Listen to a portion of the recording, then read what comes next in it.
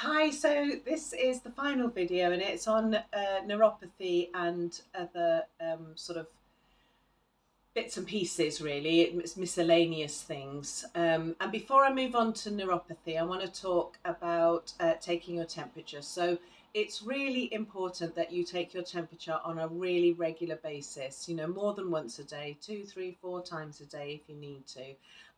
The thermometers that you can just kind of hold to your forehead and press the button and it will read your temperature are really good, and they're not that expensive. Um, but basically, any temperature over 37.5 degrees is going to be something that you're going to need to contact your chemotherapy line.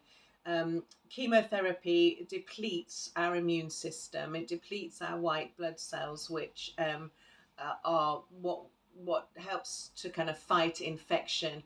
And around days 4 and 5, that's when our white blood cell count is at its lowest, and so that's when we're much more susceptible to infections.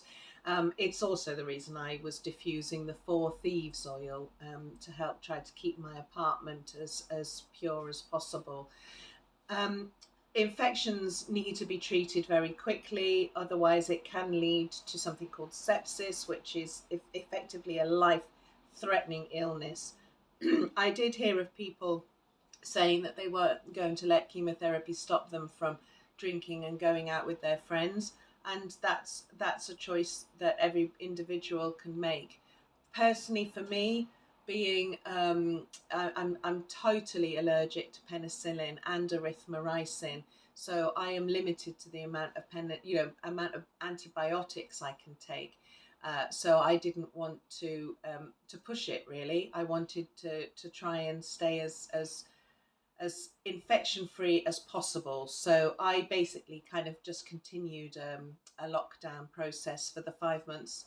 I would go out to my medical appointments and I would go out for walks in the park.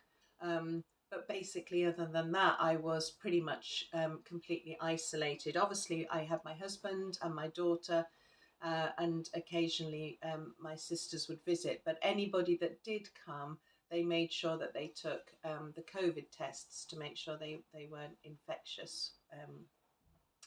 So it's not easy to be isolated, but it's also not easy to get complications from chemotherapy either. And I just don't particularly like hospitals. I love hospital staff, but I don't particularly want to be in a hospital if I can avoid it. Obviously, you can be really good and do everything by the book and still get an infection. So, you have to just be really careful. And that is why you need to keep taking your temperature. So get yourself a thermometer and take your temperature regularly. And anything over 37.5, contact your team immediately. And don't wait. Don't even wait an hour. Contact your team immediately. They would want to hear from you. So I'm now going to move on to neuropathy. Neuropathy is something that you can get in your fingers and in your toes. It can be tingling, numbing. It can be shooting pains, and chemotherapy kind of pretty much brings that on because of damaging the nerves. A doctor did tell me that I could try wearing 2 pairs of surgical gloves. This was to kind of act like a bit of a compression. So what I did was 20 minutes before a chemotherapy session, I'd put these blue gloves on and 2 pairs and wear them throughout my chemotherapy. And for anybody that's considering or panicking, yeah, you can use smartphones with the gloves on, and then I would leave the gloves on for about 20 minutes after my chemotherapy session had finished. I did get neuropathy, and I still have it to some extent. I'm lucky in that I only got it in my actual fingertips. Some people get it traveling all the way down through the hands, and I have got it on my feet. So I was wearing bamboo gloves at night because I struggled with the cold. I wore compression socks on my feet. My toes, they still feel quite cold and they still feel quite numb.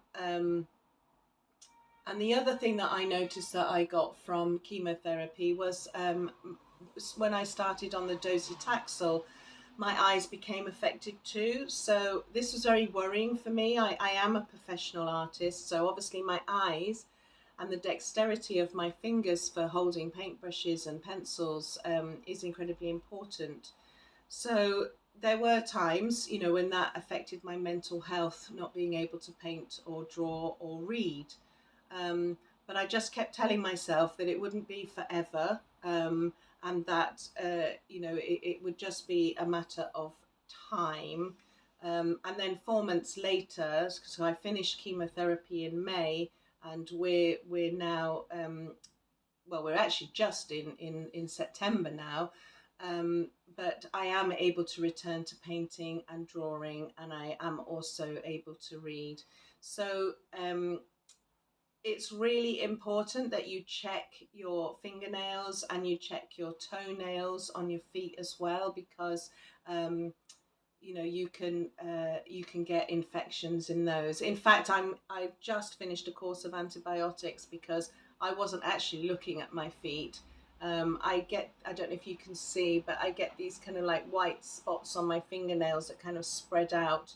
And I got a white spot on my toenail and that spread out, and I thought it would do the same as my fingernails. But I think with fingernails, you're constantly in water, and so my feet not so much, and I got an infection in my toenail. So really important to check your fingernails, really important to check your toenails for any kind of infection, because I didn't realize that I'd got one. And obviously infections just generally make you feel really bad. When I was a kid, we used to eat the raw jelly. My twin still does, and I used to have really good, strong nails. And then throughout my teenage years and adult years, my nails were just not very good. And I put it down to painting a lot and always having my nails in some form of water or paint. Um, and then I found these blocks of jelly cubes again. So I started to eat them, and my nails got really strong and long.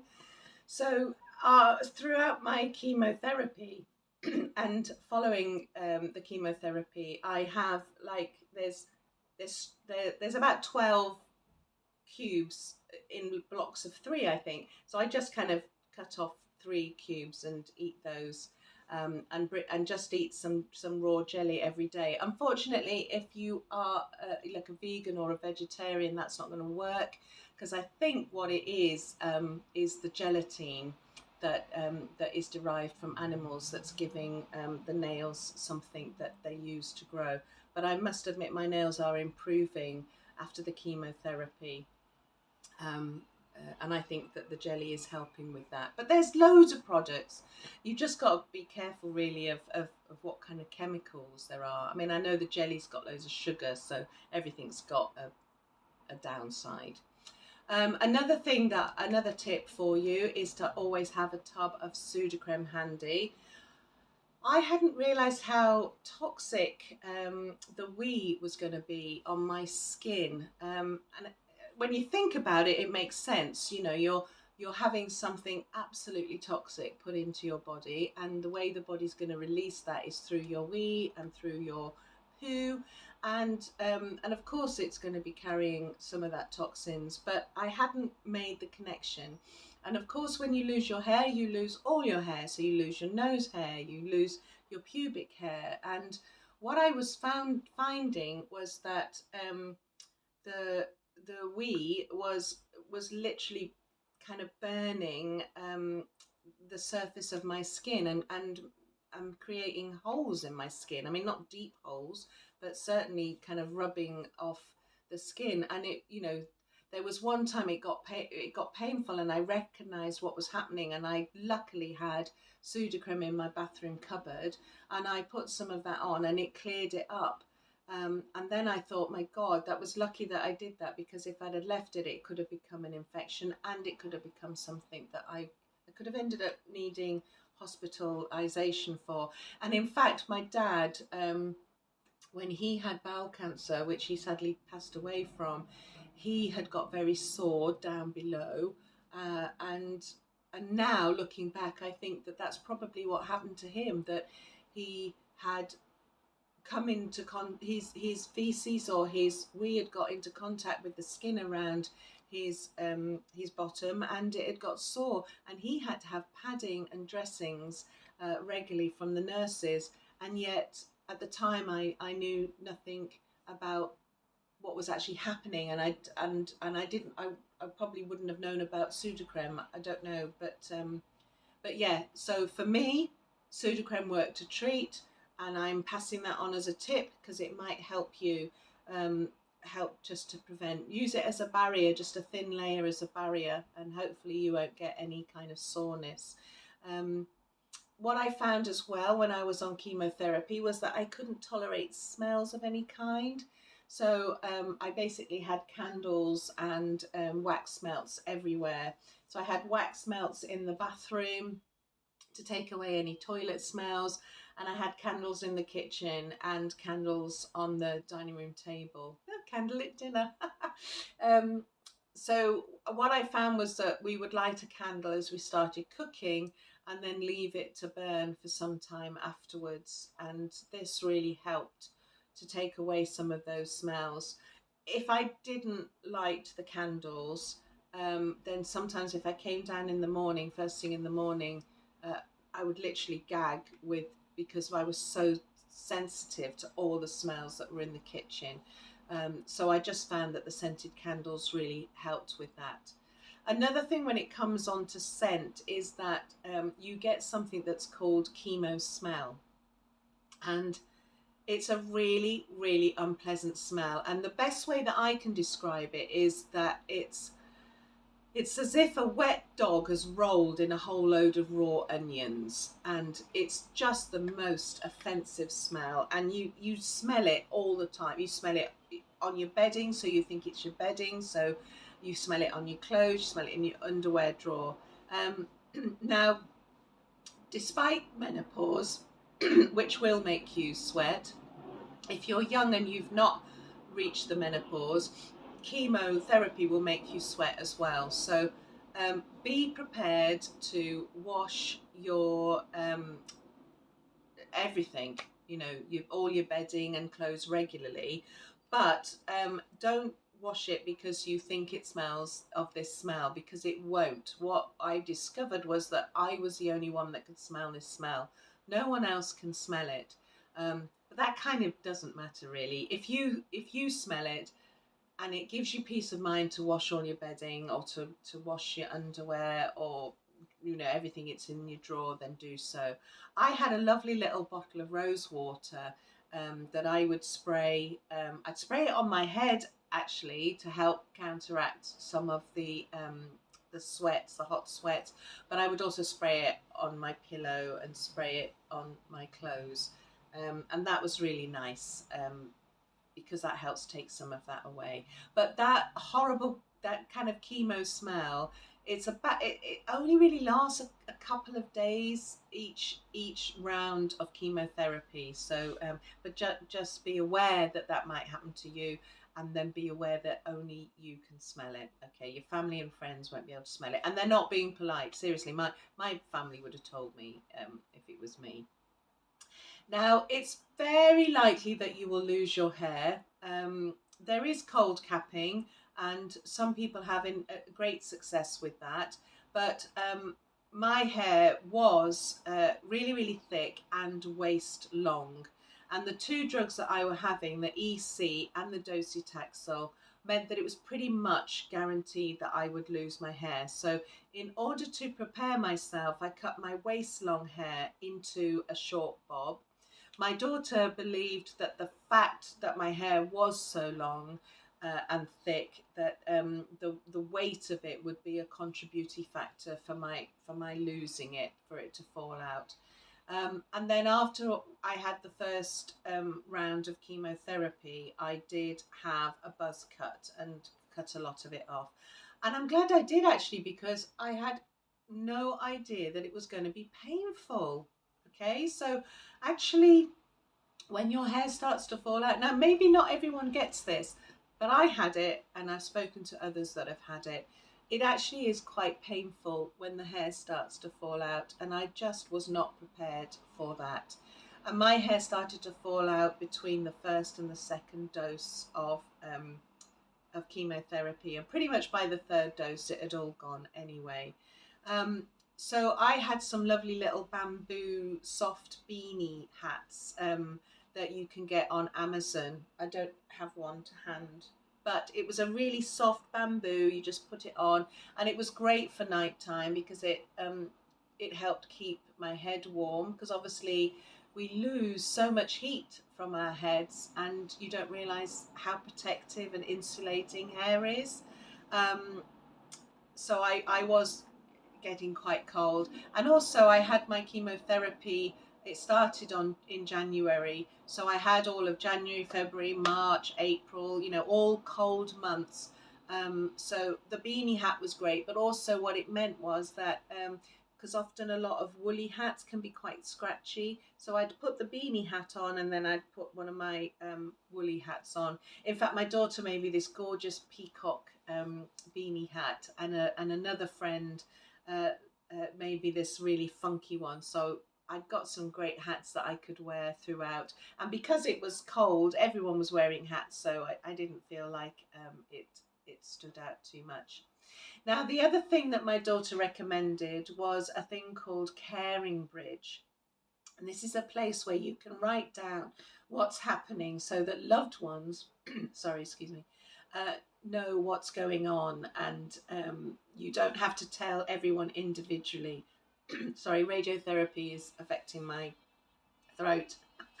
Great, isn't it? Eyesight for an artist and throat as a singer. It's win-win, really, isn't it? Anyway, I have found the Caring Bridge to be a really great outlet for me. You see, the thing is that there's just countless appointments that take hours of your day. And there's also, on top of that, the fact that you're fatigued. So you might be fatigued from having had countless appointments. You might just be fatigued in general. And stress can make you feel quite tired. And you're bound to have an element of stress going through all of this.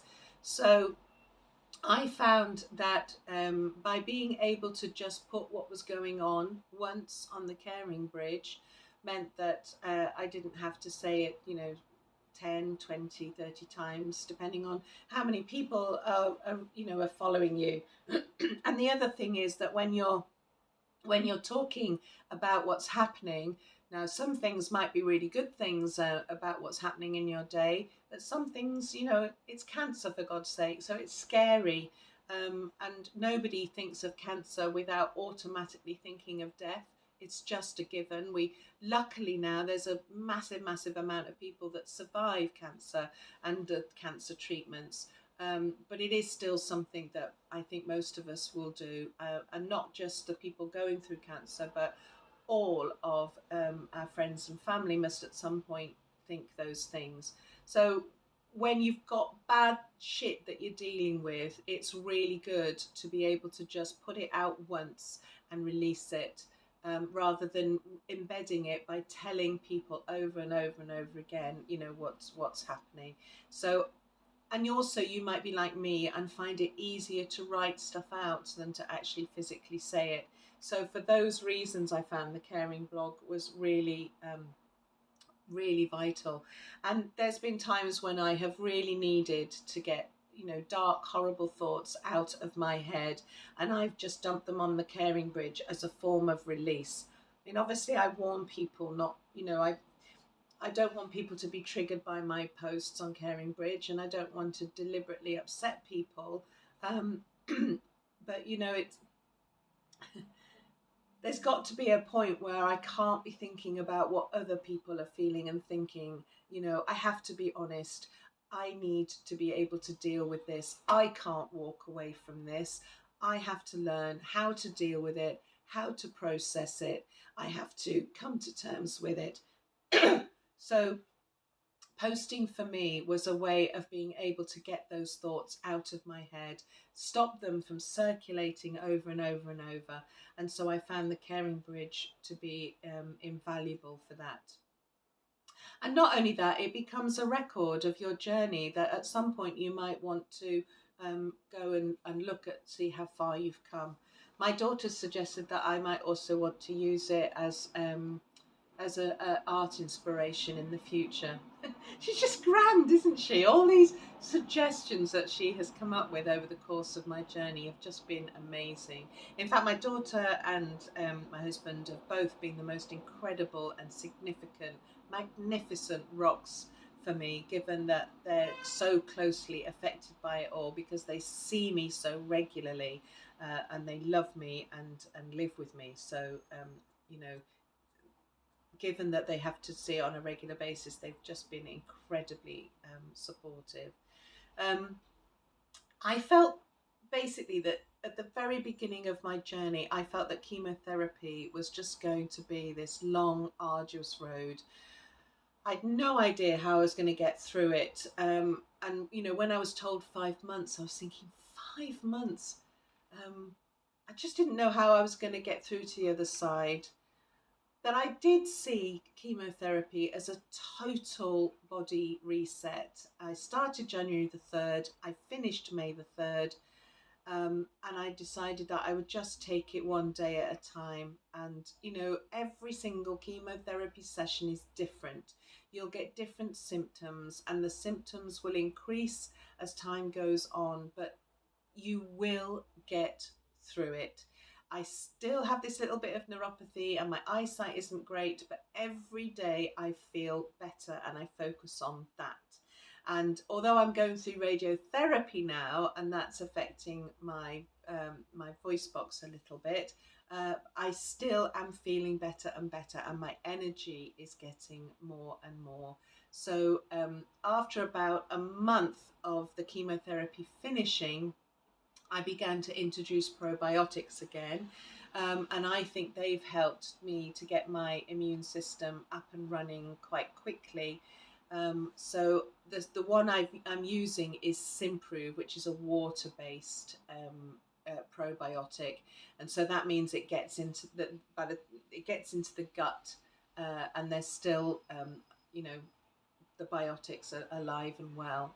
So that's something that I would recommend as well. But don't start probiotics too soon, because actually you need to give your body time to adjust, and time to just kind of get the chemotherapy out of your system. So I think I waited until about 6 weeks after my last chemotherapy, because even though they are good probiotics, they can be overpowering for your gut. So do take it steady. I think, yeah, I waited about 6 weeks and then I started to take the Simprove.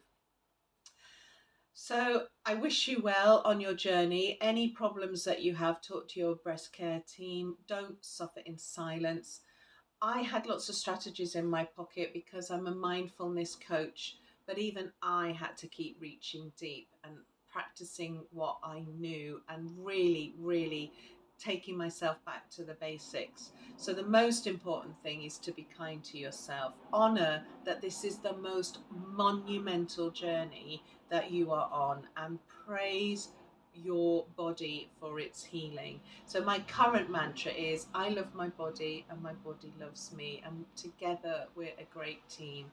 And it makes me smile. And it's certainly a new development for me, because I haven't in the past been very kind to my body at all. Try not to Google too much. There's a really fine line between being informed and being overwhelmed. And it's just bloody scary. Cancer. I stuck to Cancer Research UK and I stuck to Macmillan, because the American sites, they're on different drugs, and so therefore they might have different symptoms. Um, but basically, all the best. Thinking of you if you're going through this, or if you're somebody watching this because you've got a relative going through it. Well, I take my hat off to you, because your relative will really, really need all the help and strength that you're able to give them. So, rooting for you. You can get through it. It can be done. And God bless.